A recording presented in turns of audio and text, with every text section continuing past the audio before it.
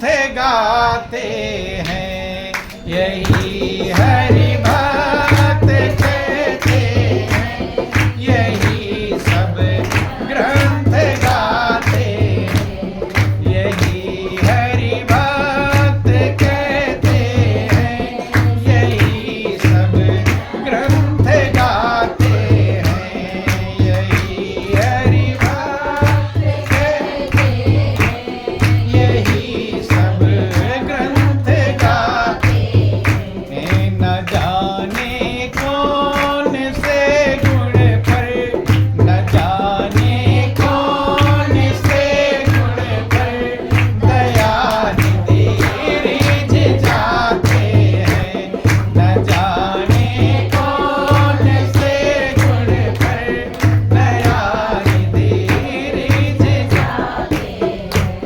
न रोए बन गमन में श्री पिता की वेदनाओं से, न रोए बन गमन में श्री पिता की वेदनाओं से, उठाकर गीधे को निज गोद में आंसू बहाते हैं, उठाकर गीधे को निज गोद में आंसू बहाते हैं, उठाकर गीधे को निज गोद में आंसू बहाते हैं। न जाने कौन से गुण पर दयानिधि रिझ जाते हैं, न जाने कौन से गुण पर दयानिधि रिझ जाते हैं। ध्यान देना, भगवान प्रसन्न कैसे होते हैं? न रोए वन गमन में श्री पिता की वेदना से। भगवान राम का जब वनवास हुआ, राम वन में गए, तो उनकी याद में दशरथ ने अपना प्राण छोड़ दिया कि नहीं छोड़ दिया? लेकिन कभी इस खबर को पाकर भगवान राम के आंसू निकले कि मेरे पिता दशरथ मेरी याद में रो रो करके, तड़प तड़प करके अपने प्राण छोड़। आंसू नहीं बहाया, लेकिन कब आंसू बहाया? उठाकर गीध को निज गोद में आंसू बहा दिए। जटायु गीधराज कहलाता, उसे भगवान राम गोद में लेकर के और आंसू बहा रहे हैं। क्या बहा रहे हैं? आंसू। इतना प्रेम है। कारण क्या है? गौर करना। पिता ने पाला पोसा बड़ा किया, पुत्रेष्टि यज्ञ क्या क्या किया, बहुत सारे, लेकिन उनकी याद में, उनके प्रेम में दशरथ ने अपना प्राण छोड़ दिया। लेकिन राम के आंखों से आंसू और गीध को आंसू बहा। क्यों? क्योंकि गीध ने ऐसा काम किया है, ऐसा काम किया, ऐसा अपने जीवन को जान की बाजी लगा दिया परोपकार के लिए। किसके लिए? देखो, कहाँ रावण और कहाँ गीध जटायु। रावण के सामने गीध जटायु की कोई औकात है? वो कितना बलवान था, लेकिन जब अधर्म होता देख रहा है, सीता चीख रही, चिल्ला रही है, जटायु ने सुना, जटायु ने हाहाकार करके आक्रमण कर दिया। किसके ऊपर? सीते पुत्री करस जन चिंता, कि सीता पुत्री तू चिंता मत कर, मैं इस राक्षस का नाश कर दूंगा। क्या कर दूंगा? अब सोच लेना कितना बड़ा कीमत। चोचन मार बिदारस देही, उस रावण को, जिससे सब देवी देवता जिसके बस में थे, उस रावण को चोंचों से मार मार के छलनी कर दिया। किसने? गीधराज, जटायु ने। एक बात याद रख लेना, दो प्रकार के कर्म हैं, अच्छे कर्म और बुरे कर्म। अच्छे कर्म करने के लिए आप चलोगे तो आपका बल, उत्साह, तेज, बुद्धि, साहस पावर में रहेगा, शक्ति प्रदान करेगा। क्या प्रदान करेगा? और बुरे काम करने चलोगे तब ये हीन हो जाएगा। क्या हो जाएगा? साहस नहीं, डर लगेगा, भय लगेगा, चिंता होगी, बेचैनी होगी, अशांति होगी। दोनों कर्म में फर्क है, याद रख लेना। जब रावण सीता को चुराने जा रहा है तो रामचरितमानस में वर्णन आया, लिखा गया है कि जिसके चलने से कहते हैं पृथ्वी हिलती, चलत दशानन डोलत है उन्हीं, वर्णन है। लेकिन वही रावण जब सीता को चुराने जा रहा तो डर रहा है। इत उत चितई सुदस शीस स्वान की नाई, इत उत चितई चला भड़ियाई। वही 10 शीस रावण स्वान का उदाहरण दिया गया। स्वान माने कुत्ता। कुत्ता जैसे आपके घर में जाता है, इधर उधर देखता है, कहीं मुझे कोई देखे कि जिन बुक पंथ पग देत खगेसा, रहत न बल बुद्धि।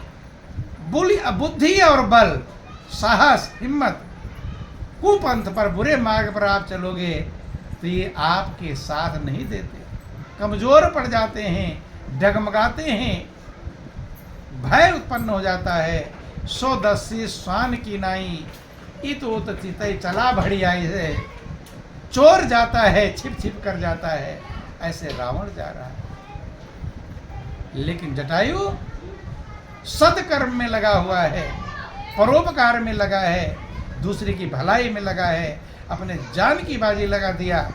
प्रभु उससे प्रसन्न होते हैं जो दूसरे के भलाई में अपने जीवन को लगाता है।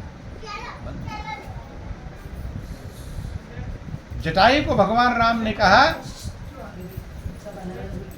कि अचल करो तन राखौ ताता, मुख मुस्काई कही ते बाता। जटायु के प्रति भगवान राम के इतना प्रेम उमड़ पड़ा। ध्यान देना, जो जटायु मृत्यु की कगार पर खड़ा है, भगवान कहते हैं मैं अचल कर रहा हूं, तुम्हारे प्राण को मैं रोक देता हूं, अर्थात प्राण निकलेगा नहीं। मुख मुस्काए कहते बाता। ध्यान देना, घायल पड़ा हुआ है, पंख कट गए हैं, मरने का समय है, लेकिन चेहरे पर मुस्कुराहट है। समझ लेना, क्यों? सही कर्म जब किया है तो चेहरे पर आनंद रहता है, मुस्कुराहट रहती है। प्राण भी निकल जाए सही कर्म में तो आपका दिल खुश रहेगा, और बुरे कर्म में दुनिया की चीजें भी मिल जाए तो आप बेचैन ही रहो। मुख मुस्काए कहते ही बाता। जो जिसके पंख कट गए हों, आपको एक कांटा भी चुभ जाता है तो चेहरे पर मुस्कुराहट, बेचैनी, लोग कहते क्या हो गया, चेहरा देखकर बता देते हैं। लेकिन जटायु का चेहरा, पंख कटे हुए हैं, घायल पड़ा हुआ है, लेकिन मुस्कुरा रहा है। मुख मुस्काई कहते ही बाता। मुख में मुस्कुराता है और क्या कहता है?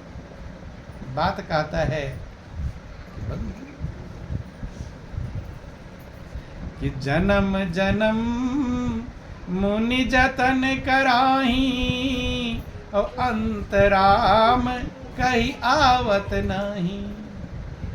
जन्म जन्म मुनि लोग यत्न करते हैं, अंत में प्रभु का नाम भी ले पाते नहीं। और मेरे सामने नाम नहीं, राम खुद खड़े हैं। कौन खड़े हैं? कि मम लोचन गोचर सोई आगे, और राखों दे हैं नाथ के स्वांगे। कहते वही मेरे सामने खड़े हैं। तो हे प्रभु, अब इस शरीर को किस स्वांग के लिए, किस नाटक के लिए रखूं? अब कोई काम बाकी नहीं।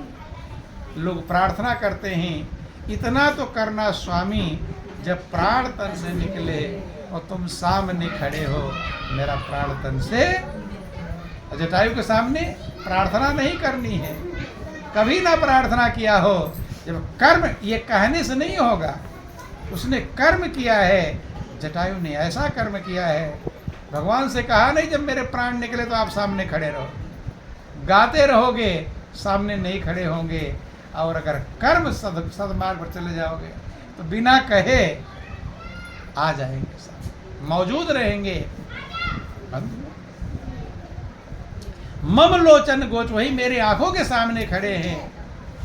अब और किस काम के लिए शरीर रखूं, यही तो मेन काम था, और कोई काम अब यही काम है। अंत मता सो गता, अंत में जहां हमारी मति होती वही गति प्राप्त हो जाती है। और अंत में अगर प्रभु में मति हुई है तो कौन सी गति होगी, वही गति प्राप्त हो जाएगी। भगवान राम ने कहा कि देह का तुम पूर्ण कामा, तुम्हें मैं क्या दूं। चूंकि दिया तो उसी को जाएगा जिसे कुछ लेने की इच्छा हो, है? आप किसी को भोजन कराओ लेकिन उसे भोजन पेट भरा हुआ हो तो भोजन कैसे करेगा, नहीं कर पाएगा। लेने की इच्छा जिसके पास हो उसी को तो भगवान दे सकते हैं, और जिसके पास लेने की इच्छा ना हो भगवान क्या देंगे, कुछ देंगे। सुदामा कहानी आप सुनते हो, भगवान कृष्ण सुदामा को देना चाहते हैं लेकिन वो लेना चाहते हैं। भगवान कृष्ण भी परेशान हो गए, दूं कैसे, तो लेता ही नहीं है। यहाँ लोग मांग मांग कर थक जाते हैं। ध्यान उल्टा, ध्यान देना, कर्म करने में और मांगने में अंतर। पूजा पाठ करते, हे भगवान धन दे दो, हे भगवान बेटा दे दो, हे भगवान बेटी दे दो, न जाने क्या क्या मांगते हैं, मांगते रहते हैं। जिंदगी भर मांगते मांगते भिखमंगा बन जाते हैं, मांगते मांगते थक जाते हैं, लेकिन भिखारी से बदल पाते नहीं। जब तक मांगोगे तब तक क्या है, मांगने वाला क्या कहलाता है, भिखारी ही कहलाता है बंधुओं। और जटायु क्या है, भगवान राम सोच तुझे भी क्या दूं, पूर्ण कामा, तुम्हारी कामनाएं पूर्ण हो गई हैं, अब कुछ तुम्हें चाहिए। तन तजितात जाओ मम धामा, और देहु काह तुम पूर्ण कामा।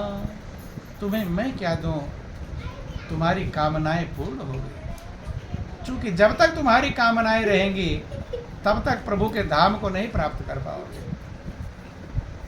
नहीं समझ पाए, जब तक आपकी कामनाएं रहेंगी तो भगवान वो कामना पूरा करने के लिए भेजेगा, अपने धाम भेजेगा। कहाँ भेजेंगे, जो जो कामना वही जाकर पूरा करो। लेकिन जटायु की कामना पूर्ण हो गई है कि चाह गई चिंता मिटी, मनवा बेपरवाह, जाको कछु नहीं चाहिए सोई सांसा। जिसके पास चाह है वो भिखारी है, और उसकी चाह पूरी हो गई, चाह चली गई तो चिंता मिट गई। चाह में तो चिंता है, चिंता कब होती है, जो चाहते हैं वो नहीं होता, चिंता होने लगती। और जो चाह ही नहीं, चिंता कहाँ से आएगी। चाह ही चिंता का दरवाजा है, और चाह गायब हो गया, चिंता का दरवाजा बंद हो गया। अब चिंता आ नहीं पाएगी, दुख आ नहीं पाएगा, बेचैनी किधर से आएगी, चाह ही नहीं है। चाह ही दुख का कारण है, दुखी तो वही है जो चाहते हैं, वैसा ना होना दुख है, और चाह ही नहीं फिर कहते हैं कि हे तात अब तुम मेरे धाम जाओ। ये याद रख लेना फार्मूला, प्रभु के धाम को कौन प्राप्त कर पाएगा, जो पूर्ण काम हो जाएगा, जिसकी कोई कामनाएं रह जाएंगी। और कामनाएं हैं तो वही पूरा करने में लोग जिंदगी भर कामना ही तो पूरा करने में लग रहे हैं। अब ये कर लो, अब ये कर लो, अब ये कर लो, करते करते प्रभु के धाम के लायक बनते नहीं। जटायु का कामना पूर्ण हो गई है, देह का तुम्हें क्या दूं, तुम पूर्ण कामा पूर्ण काम हो।